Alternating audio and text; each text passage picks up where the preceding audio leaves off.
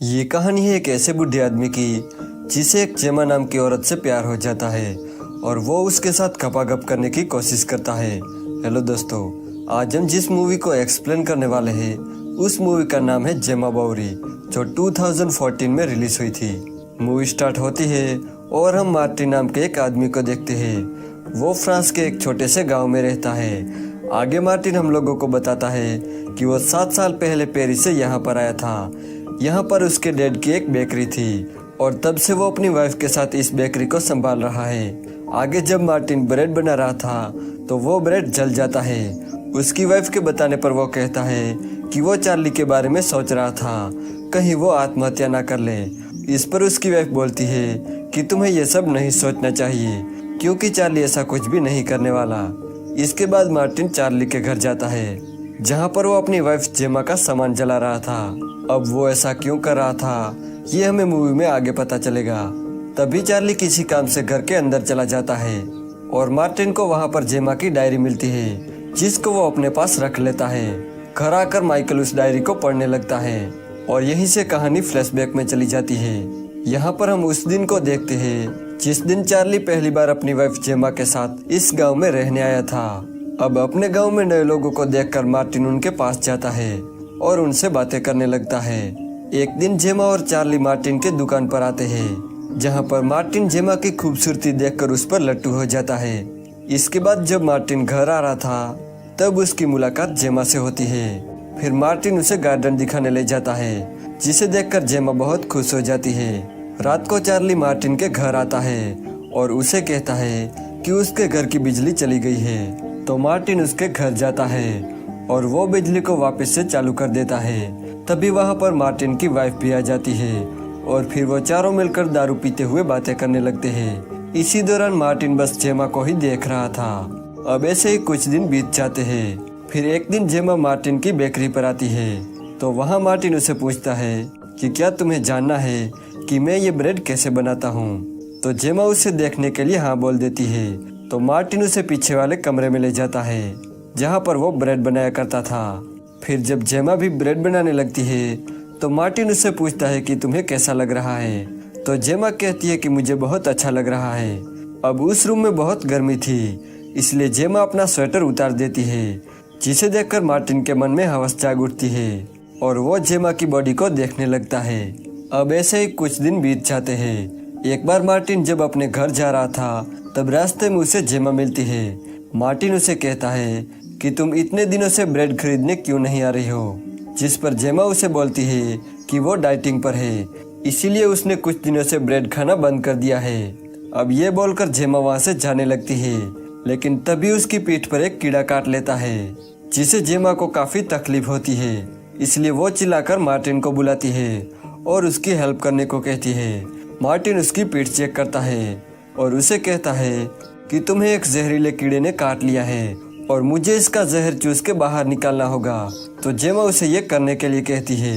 तो मार्टिन बिना समय गवाए उस जहर को बाहर निकालने लगता है लेकिन तभी वहाँ एक लड़का आता है जिसका नाम हर्व था। वो मार्टिन से कहता है कि तुम ये क्या कर रहे हो। अब मार्टिन उसे सारी बातें समझा रहा था लेकिन तभी जेमा नीचे गिरकर बेहोश हो जाती है। ये देखकर वो दोनों उसे हॉस्पिटल में लेके जाते हैं जहां डॉक्टर जेमा को एक इंजेक्शन लगाता है और उसे कहता है कि अब तुम खतरे से बाहर हो। फिर जब वो दोनों घर आ रहे थे तब जेमा मार्टिन के कंधे पर सर रखकर सो जाती है। मार्टिन ये देखकर बहुत ज्यादा खुश हो जाता है। अगले दिन जब मार्टिन अपने शॉप के बाहर खड़ा था तब वो जेमा और हर्व को बातें करते देखता है। उन दोनों को देखकर मार्टिन सोचता है कि जल्द ही इन दोनों का अफेयर स्टार्ट हो जाएगा। फिर एक बार जब मार्टिन कहीं जा रहा था तभी वो रास्ते में जेमा को देखता है जो गाड़ी से कहीं जा रही थी। मार्टिन उसका पीछा करने लगता है। मार्टिन वहाँ देखता है कि जेमा हर्व के घर जा रही थी। मार्टिन उन दोनों को साथ देखकर शॉक्ड हो जाता है। मार्टिन को लगता है कि जेमा हर्व के साथ वाइन पीने गई होगी पर असल में जेमा हर्व के साथ पलंग तोड़ने गई थी। उसी रात मार्टिन जेमा के घर डिनर करने आता है।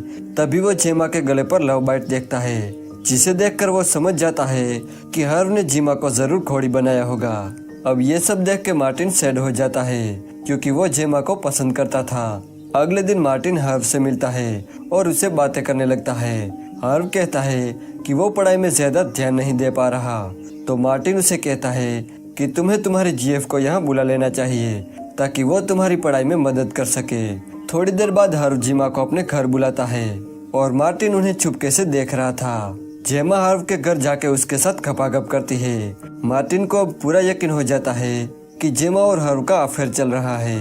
अब ऐसे ही कुछ दिन बीत जाते हैं। एक दिन जेमा मार्टिन के बेकरी पर ब्रेड खरीदने आती है, पर वो ब्रेड का एक टुकड़ा वहीं पर भूल जाती है। तो मार्टिन ब्रेड का टुकड़ा देने उसके घर जाता है, लेकिन वहाँ पर वो कुछ आवाजें सुनता है, जिसको सुनकर वो वहीं पर छुप जाता है। जब वो खिड़की से देखता है तो जेमा और हार्व खपाखप कर रहे थे। यहाँ जेमा हार्व को आई लव यू बोलती है, जिसे सुनकर मार्टिन को बहुत गुस्सा आता है। अगले दिन फिर से जेमा हार्व के घर खपाखप करने जाती है, लेकिन खपाखप करने के दौरान जेमा से हार्व की मॉम की एक कीमती मूर्ति टूट जाती है। जेमा उसे कहती है कि वो अपने हस्बैंड से वो मूर्ति ठीक करवा देगी। जाते समय वो हार्व से कहती है कि हमें भागकर लंदन चले जाना चाहिए। अगले सीन में हम देखते हैं कि जेमा को एक लेटर मिलता है, जिसे पढ़ने के बाद वो हार्व से मिलने उसके घर की ओर जाने लगती है।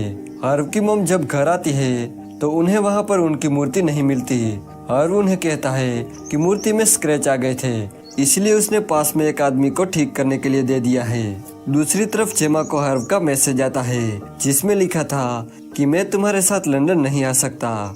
ये जानकर जेमा को बहुत बुरा लगता है और वो रोते हुए अपने घर चली जाती है। चार्ली को अब जेमा पर शक होने लगा था, क्योंकि जेमा अब चार्ली पर ज्यादा ध्यान नहीं दे रही थी। इसीलिए चार्ली गुस्से में कुछ दिनों के लिए लंदन चला जाता है। इसके कुछ दिनों बाद जेमा से मिलने उसका एक्स बॉयफ्रेंड आता है, जिसका नाम पैट्रिक था। और अगले ही सीन में मार्टिन उन दोनों को सड़क पे किस करता देखता है, जिसको देखकर मार्टिन समझ जाता है कि जेमा एक रंडीबाज है। अब अगले दिन पैट्रिक फिर से जेमा के घर आता है, और जब वो दोनों बातें कर रहे थे तभी चार्ली भी अपने घर वापस आ जाता है। चार्ली जब अपने घर के अंदर जाता है तो वो भागकर बाहर आता है और मार्टिन से हेल्प मांगने जाता है। मार्टिन जब चार्ली के घर में आता है तो वो जेमा को मरा हुआ देखता है, जिसे देखकर वो शॉक्ड हो जाता है।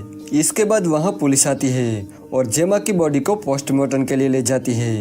फिर उसी रात जब पोस्टमार्टम की रिपोर्ट आती है तो मार्टिन को पता चलता है कि जेमा की मौत गले में ब्रेड फंसने की वजह से हुई है। फिर ये बात अगले दिन मार्टिन चार्ली को बताता है, जिस पर चार्ली उसे बोलता है कि जेमा की मौत उसकी वजह से हुई है, क्योंकि जब वो घर में गया तो उसने पैट्रिक को जेमा को घोड़ी बनाते देखा, जिसको देखकर उसे लगा कि वो जेमा के साथ जबरदस्ती कर रहा है, इसलिए वो उसके साथ लड़ने लगा। तभी पैट्रिक भी वहां आ जाता है और वो उन्हें बताता है कि जब जेमा ब्रेड खा रही थी तभी वो पीछे से आके उसे किस करने लगा, जिस वजह से उसके गले में ब्रेड फंस गया। और जब वो उसे निकालने की कोशिश कर रहा था तभी वहाँ पर चार्ली आ जाता है और गलतफहमी की वजह से दोनों में लड़ाई हो जाती है। अब उस लड़ाई में वो दोनों इतने बिजी हो गए कि उन्हें जेमा का ख्याल ही नहीं आया और जेमा की दम घुटने की वजह से मौत हो गई। अब यहाँ से फ्लैशबैक खत्म हो जाता है और फिर हम यहाँ पे मार्टिन के बेटे को देखते हैं, जो मार्टिन को बताता है कि हमारे पास में एक रशियन कपल रहने के लिए आए हैं। अब ये सुन के मार्टिन तुरंत उनसे मिलने जाता है और यहीं पर ये मूवी एंड हो जाती है।